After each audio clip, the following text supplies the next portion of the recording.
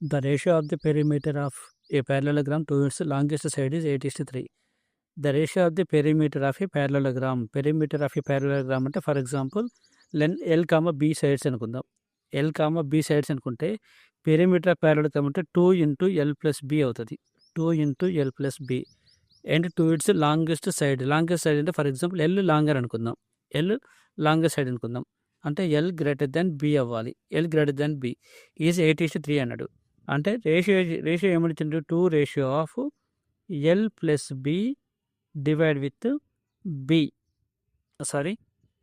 L కదా, longest side ratio ఉంటుంది కాబట్టి ఎల్ అని తీసుకుంటాం. L is equal to the 8:3 అన్నప్పుడు 8/3 అవుతుంది. సో ఇక్కడ మనం క్యాన్సిల్ చేసుకుంటే 2 1s 2, 2 4s 8, 2 4s 8 అవుతుంది. నెక్స్ట్ క్రాస్ మల్టిప్లై చేసుకుంటే 3 × L+B అంటే ఇక్కడ ఏమవుతుంది? అది 3 × L+B అంటే 3L + 3B 3L + 3B is equal to the 4L is equal to 4L అవుతుంది. నెక్స్ట్ ఏం చేస్తాం? 3Lని రైట్ సైడ్ చేసుకొస్తే 4L - 3L అవుతుంది. అంటే 3B equal to the L అవుతుంది. 3B equal to the L అవుతుంది. ఇక్కడ దేనికన్నాడు?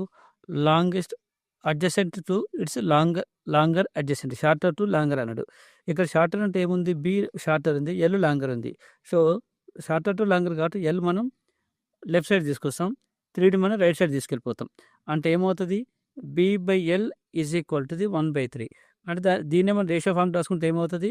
1:3 అవుతుంది. So B is the correct answer.